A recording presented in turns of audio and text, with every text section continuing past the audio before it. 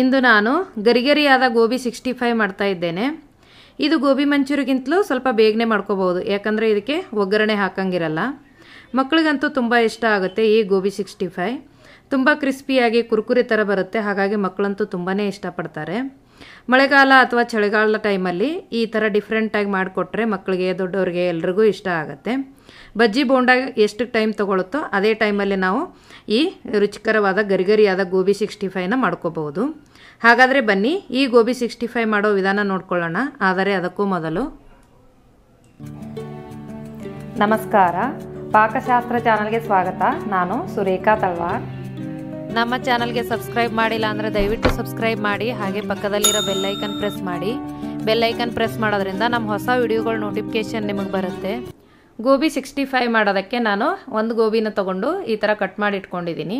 ಅದಕ್ಕೆ ಕರಿಯಲು ಬೇಕಾಗುವಷ್ಟು ಎಣ್ಣೆ, ಅಕ್ಕಿ ಹಿಟ್ಟು 2 ಟೇಬಲ್ ಸ್ಪೂನಷ್ಟು ತೊಗೊಂಡಿದ್ದೀನಿ, ಕಡಲೆಬೇಳೆ ಹಿಟ್ಟು 4 ಟೇಬಲ್ ಸ್ಪೂನಷ್ಟು, 2 ಟೇಬಲ್ ಸ್ಪೂನಷ್ಟು ನಾನು ಕಾರ್ನ್ಫ್ಲೋರ್ ತೊಗೊಂಡಿದ್ದೀನಿ.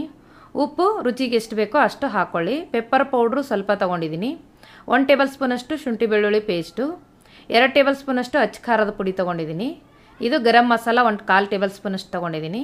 4 ಹಸಿಮೆಣಸಿನ್ಕಾಯಿ, ಸ್ವಲ್ಪ ಕರಿಬೇವು ಬೇಕಾಗುತ್ತೆ. ಮೊದಲಿಗೆ ನಾವು ಗೋಬಿನ ನೀಟಾಗಿ ತೊಳ್ಕೊಬೇಕು. ಅದು ಯಾವ ಥರ ತೊಳ್ಕೊಬೇಕಂದ್ರೆ ಬಿಸಿ ನೀರಿಗೆ ನಾವು ಸ್ವಲ್ಪ ಉಪ್ಪು ಮತ್ತು ಅರಿಶಿನ ಹಾಕಿ ನೀರು ಕುದೀತಿರ್ಬೇಕಾದ್ರೆ ಅದನ್ನು ನಾವು ಸ್ಟವ್ ಆಫ್ ಮಾಡಿದ್ಮೇಲೆ ನಾವು ಗೋಬಿ ಹಾಕಬೇಕು. ಯಾಕಂದರೆ ಇಲ್ಲಾಂದರೆ ಸಾಫ್ಟ್ ಆಗಿಬಿಡುತ್ತೆ, ಕ್ರಿಸ್ಪಿಯಾಗಿ ಬರಲ್ಲ. ಸ್ಟವ್ ಆಫ್ ಮಾಡಿಕೊಂಡು ನಾವು 1-2 ನಿಮಿಷ ಈ ಥರ ಬಿಸಿ ನೀರಲ್ಲಿ ಈ ಗೋಬಿನ ಬಿಟ್ಟು ಆಮೇಲೆ ಈ ಥರ ತಕ್ಕೊಂಡು ಬಿಡಬೇಕು. ಈಗ ನಾವು ಅದಕ್ಕೆ ಮಸಾಲೆ ರೆಡಿ ಮಾಡ್ಕೊಳ್ಳೋಣ. ನಾನೀಗ ಕಡಲೆಬೇಳೆ ಹಿಟ್ಟನ್ನ ಹಾಕ್ತಾಯಿದ್ದೀನಿ. ಇದಕ್ಕೆ ಅಕ್ಕಿ ಹಿಟ್ಟು ಹಾಕ್ತಾಯಿದ್ದೀನಿ 2 ಟೇಬಲ್ ಸ್ಪೂನು. ಇದು ಕಾರ್ನ್ಫ್ಲೋರ್ ಇಲ್ಲ ಅಂದರೂ ನಡೆಯುತ್ತೆ, ಬರೀ ಅಕ್ಕಿ ಹಿಟ್ಟು ಹಾಕಿದ್ರೂ ಚೆನ್ನಾಗಿರುತ್ತೆ. ಅಚ್ಚ ಖಾರದ ಪುಡಿ ಹಾಕ್ತಾಯಿದ್ದೀನಿ.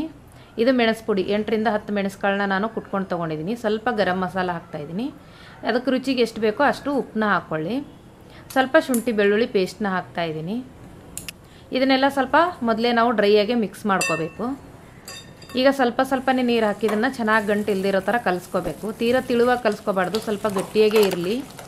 ನೋಡಿ, ಈ ಹದಕ್ಕೆ ಕಲಿಸ್ಕೊಂಡ್ರೆ ಸಾಕು. ಇದಕ್ಕೆ ನಾವು ಗೋಬಿನ ಮಿಕ್ಸ್ ಮಾಡ್ತಾಯಿದ್ದೀನಿ.